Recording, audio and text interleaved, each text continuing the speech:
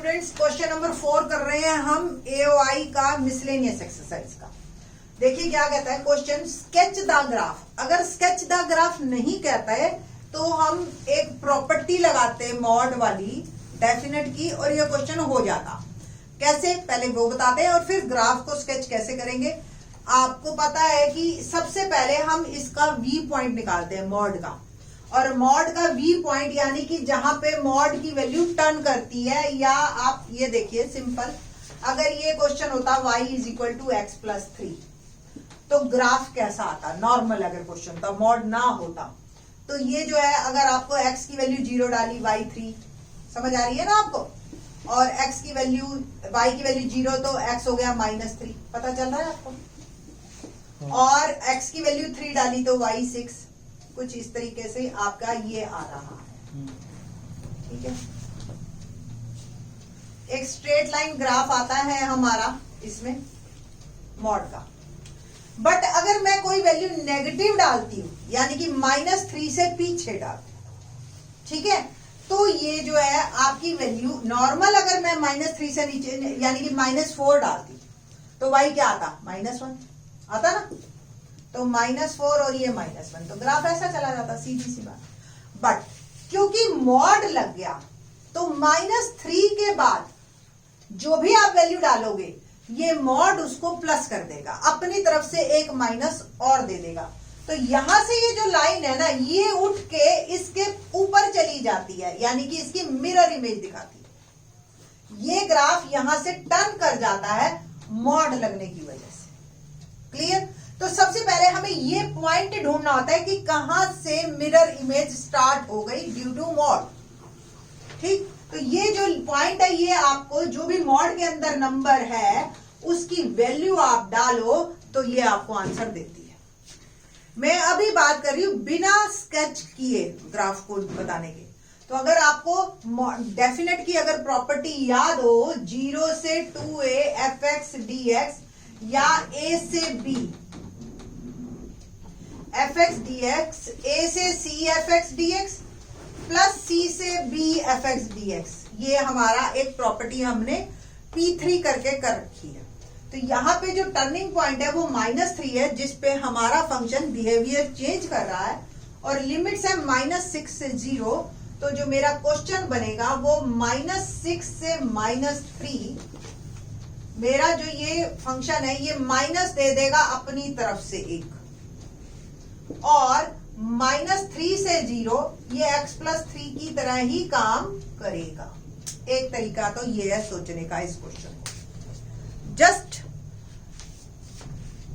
Forget it. और आपने अब क्वेश्चन को जो करना है वो करना है एओआई के मेथड से। कितना आसान है देखते हैं। आप मॉड x प्लस 3 को पहले डिफाइन कीजिए कि ये x प्लस 3 है when x is greater than -3 और x इज लेस देन -3, तो ये -x प्लस 3। और आपने इसका ग्राफ बनाना है, ये 0 -1 -2 -3, मेरा ग्राफ आ गया कुछ इस तरीके का। लिमिट्स है मेरी -6 से 0 के बीच में, तो ये ग्राफ इस तरीके का कुछ और एक कुछ इस तरीके का आएगा। ठीक है जी, और ये जो है यहां से ही कोई टर्न कर जाएगा, कोई दिक्कत नहीं है, ये एंगल जो है आपका सेम चल रहा है ऐसे।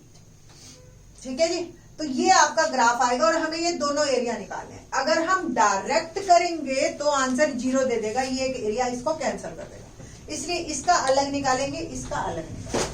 और -6 से -3 आपका फंक्शन ये चलेगा, और -3 से 0 ये वाला, सिंपल।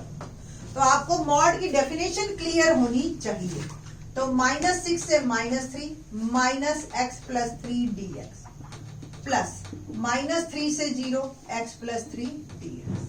तो बिना ग्राफ स्केच किए आप थोड़ा सा प्रॉपर्टी बेस्ड हो जाता है क्वेश्चन, अदरवाइज ये नॉर्मल क्वेश्चन। माइनस बाहर निकाल लीजिए, इसका इंटीग्रेशन हो गया x²/2 प्लस 3x, लिमिट डाली मैंने -6 से -3, same x²/2 plus 3x, limit डाली मैंने -3 से 0, अपर limit minus lower limit minus, x की वैल्यू मैंने -3 डाली तो 9/2 और ये -3 डाली तो -9, ये अपर लिमिट है, माइनस लोअर लिमिट। अब मैं -6 डाल रही हूं तो 36/2 और माइनस का 18, ये upper limit minus lower limit, plus 0 डाली तो दोनों 0, I think so there is no need to write it, minus lower limit तो -3 डाली तो 9/2 -9, ठीक है।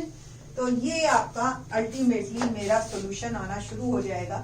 मैं अभी जस्ट ब्रैकेट ओपन कर रही हूँ, सॉल्व नहीं कर रही हर ब्रैकेट को, माइनस तो बिल्कुल बाहर कर दीजिए, और 9/2 -9 -36/2 और plus 18, minus minus plus plus -9/2 plus 9, ठीक है। इसमें अगर आप थोड़ा सा सॉल्व करो तो 9/2 और -36/2 बिकम -27/2 प्लस 9, ठीक है, और प्लस -9/2। जान करके सॉल्व नहीं कर रही कि अब ब्रैकेट में ओपन करूंगी तो थोड़ा सा और अपने आप ये एक दूसरे को कैंसिल करते हैं, 9 से 9 कैंसिल और ये आ गया 18/2, 9 square units is my answer, ठीक है जी। तो इस तरीके से ये मॉड वाले क्वेश्चंस का आंसर निकलता है। ये था हमारा क्वेश्चन नंबर 4। क्वेश्चन नंबर 5 देखते हैं। 5 भी कुछ इसी तरह का इंटरेस्टिंग वन है। y is equal to sine x. अब साइन एक्स का ग्राफ आपको क्लियर होना चाहिए। 12th क्लास का बच्चा है, साइन एक्स का ग्राफ उसको अच्छी तरह से याद होता है। सिंपल सा क्या है, y is equal to sine x between 0 से 2 पाई। आपको भी पता है 0 से पाई कर्व इस तरीके से चलता है। अगर हम 0 से 2 पाई पूरी लिमिट डाल देना और साइन एक्स dx, आंसर 0 आ जाएगा। रीजन बीइंग कुछ ऊपर है कुछ नीचे, और ये एक दूसरे को ही कैंसिल कर देंगे। तो एरिया इज ऑलवेज पॉजिटिव, चाहे वो ऊपर हो, चाहे वो नीचे हो, चाहे वो हवा में हो, ठीक है। तो आपको 0 से पाई अलग लेना है और पाई से 2 पाई अलग लेना है, क्योंकि ये नेगेटिव है। तो इस एरिया को पॉजिटिव करने के लिए एक माइनस हम देंगे अपनी तरफ से।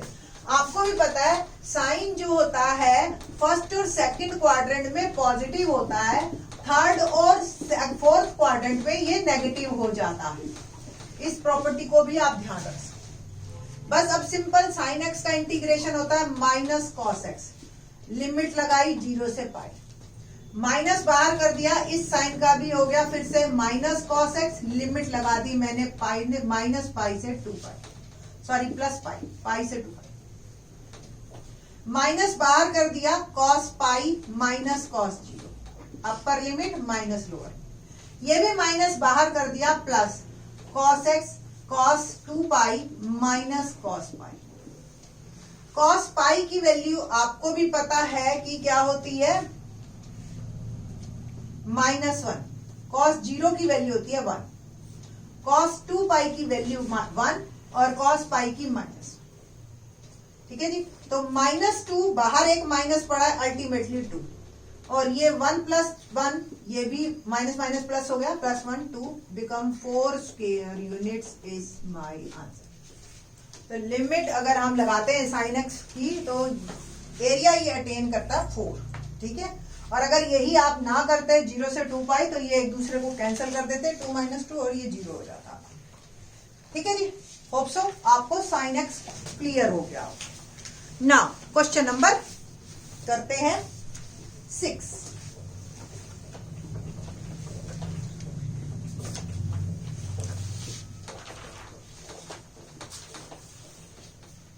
क्या है question number 6? Find the area enclosed between the parabola y square is equal to 4ax। बिल्कुल ये वो वाला है पैराबोला जो हमने रट रखा है, y square is equal to 4ax and line y is equal to mx। कुछ इस तरीके की जाएगी ये लाइन। सबसे पहले हम पैराबोला और लाइन का इंटरसेक्टिंग पॉइंट निकालेंगे। एक में से y निकाल के दूसरे में डाल दीजिए m square x square minus 4ax is equal to 0। इसका स्केयर खोला और इसको इधर भी आई, कॉमन लिया x, अंदर क्या रह गया m square x minus 4a is equal to 0। Either this equal to 0 और दिस इक्वल टू 0। x की वैल्यू आ गई 4a बाय एम स्केयर। हमें भी पता है कि ये लाइन एक 0 0 पे कट कर रही है और एक x तो मुझे पता चल गया 4a बाय एम स्केयर, और y की तो वैसे जरूरत नहीं है, फिर भी आप निकालना चाहो तो इसमें डाल देना और 4a बाय एम आ जाएगा। हमें जो एरिया निकालना है वो ये निकालना है, सिंपल, इस कर्व और लाइन के बीच में। तो सिंपल, पहले 0 से 4a by m square, curve वाला y x और ये वाला, ठीक है। देखते हैं क्या करते हैं। तो लिमिट बनी 0 से x की लिमिट ले रही हूं मैं, यानी कि 4a बाय एम स्केयर। अगर x की लिमिट ली तो dx और यहां आया y, ऊपर क्या है कर्व, तो कर्व वाला y लेंगे, माइनस 0 से 4a by m square y, ये कौन सा, जो नीचे वाला है, क्योंकि आपको पता है जो कर्व के कारण है बेटा वो ये सारा अटेन कर लेगा, बट हमें तो आधा सा चाहिए ना, ये वाला चाहिए बस। तो ये वाला हिस्सा आपको सब्ट्रैक्ट करना है, और ये सब्ट्रैक्ट कैसे होगा, जो लाइन वाला एरिया जो भी अटेन हो रहा है उसको सब्ट्रैक्ट कर दो। इट विल बिकम कर्व वाला y, यानी कि जो कर्व में y की वैल्यू है y square is equal to 4ax, तो under root 4ax dx minus 0 से 4a by m square, line वाला y, तो लाइन में y क्या है, y is equal to mx, तो mx dx। अब ये मेरा नॉर्मल क्वेश्चन बन गया। रूट 4a को बाहर निकाल लीजिए तो 2 रूट a बन जाएगा, रूट x का इंटीग्रेशन हो गया x की पावर 3/2 अपॉन 3/2, लिमिट हो गई 0 से 4a by m square minus m, और x स्क्वायर बाय 2 लिमिट हो गई 0 से 4a by m square, 2 root a into 2/3, x की पावर 3/2 माइनस 0 की पावर 3/2 माइनस m/2, x की पावर, x की value 4a by m square की power 2 है ना, और माइनस 0 की पावर, ठीक है जी। 2 2 जा 4 रूट a बाय 3, लिमिट डाल रहे हैं हम, देखो किसी की भी power 3/2, 4a by m square की पावर 3/2, 3/2 को 1 + 1/2 लिख सकते हो आप, 4a बाय एम स्क्वायर हो गया into under root 4a by m square, यानी कि ये हो गया 4a by m square into 2 root a by m, ठीक है ना, ये आ गया 0 की power 0 minus m/2 4a by m square का स्क्वायर, यानी कि 16a square by m4। Okay ना, क्या क्या होगा, 4 4 जा 16, 16 2 जा 32 बाय 3 रूट a और ये a square upon m cube, ठीक है, मल्टीप्लाई हो रहा, माइनस 16 2 से कैंसिल कर दीजिए, ये आ गया 8 एक m कैंसिल हो गया, 8a square by m cube, देख रहे हैं आप, 8a square by m cube common ले लीजिए तो 4/3 माइनस 1, अल्टीमेटली रह गया 1/3, और ये आ गया 8/3 a square m cube is my answer, ठीक है जी। तो ये आपका आंसर आता है इसमें। तो ये जनरलाइजेशन था कि कैसा भी कर्व हो, यानी कि पैराबोला अगर इस साइड का, राइट साइड का, और साथ में एक लाइन, तो हमेशा इसी तरह से आपने क्वेश्चन को करना है। बाकी के क्वेश्चन इन द नेक्स्ट।